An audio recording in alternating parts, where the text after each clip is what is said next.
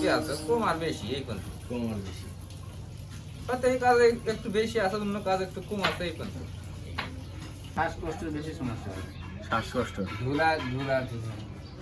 Doctor দেখাইছিলেন? হ্যাঁ দেখাইছি, doctor কি বলছে আর কি, মানে কাজ বড় বাদ দিতে কইছে।